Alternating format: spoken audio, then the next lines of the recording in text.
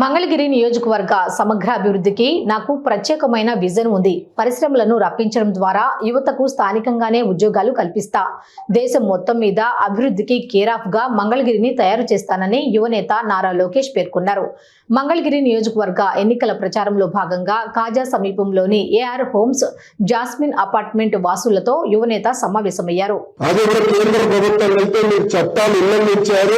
200 కోట్ల రూపాయలు పెనాల్టీ వేయాలని చెప్పారు.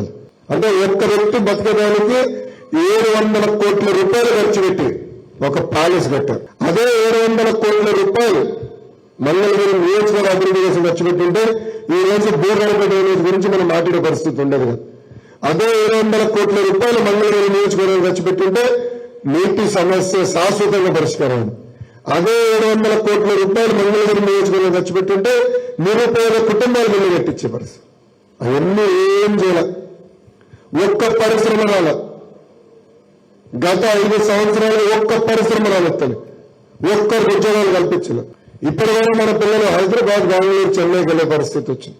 దయచేసి మనందరం ఆలోచించాలి. తల్లి, ఈ ఎన్నికలు కేవలం మన భవిష్యత్తు కాదు, మన పిల్లల భవిష్యత్తు ఆధారపడి ఉంటుంది. ఇది తెలుసుకున్న తెలుగుదేశం, జనసేన, భారతీయ జనతా పార్టీ కలిసికట్టుగా ఒక మేనిఫెస్టో రూపొందించాం. దాంట్లో బాగా సూపర్ 6 హామీలు ఇచ్చాం. 5 సంవత్సరాల్లో 20 లక్షల ఉద్యోగాలు కల్పిస్తాం.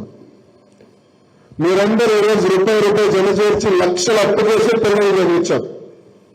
చదువుకుని బయటకు వచ్చే సమయానికి ఉద్యోగాలు లేని పరిస్థితి. అందుకే మన ప్రాంతానికి మనం ఉద్యోగాలు తీసుకురావాల్సిన అవసరం ఉంది. 20 లక్షల ఉద్యోగాల కల్పన అనేది మా లక్ష్యం. అది చేసి తీరుతామని ఈ సభాముఖులు అందరికీ మీ లోకేష్ హామీ ఇస్తున్నాడు.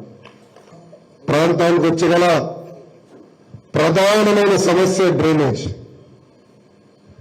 మన మురికి నీళ్ళంతా వెళ్ళి పంట పొలాల్లోకి వెళ్తున్నాయి. వాళ్ళకి మనకి గొడవ. రైతులు కూడా వచ్చి నాకు చెప్పారు, బాబు మాకు సమస్య ఉందని. దీనికి శాశ్వత పరిష్కారం చూపించారు. అది భూగర్భ డ్రైనేజ్. మన ప్రభుత్వం వచ్చినట్టుగా భూగర్భ డ్రైనేజ్ చేసే బాధ్యత నేను తీసుకుంటాను తల్లి. రెండవది నీరు. పక్కనే కృష్ణమ్మ ఉంది. ఆ నీరుని శుద్ధి చేసి ఆ నీరు మనం ఇంటికి అందించవచ్చు. గతంలో ప్రాజెక్ట్ ప్రారంభించాం, ఈ ప్రభుత్వం ఆ ప్రాజెక్ట్ ఆపేసింది. సో మన ప్రభుత్వం అధికారులకు వచ్చిన వెంటనే కృష్ణమ్మ జలాన్ని శుద్ధి చేసి ఆ నీరుని మన గడపకు అందించే బాధ్యత నేను తీసుకుంటానని ఈ సభకు హామీ ఇస్తున్నాను.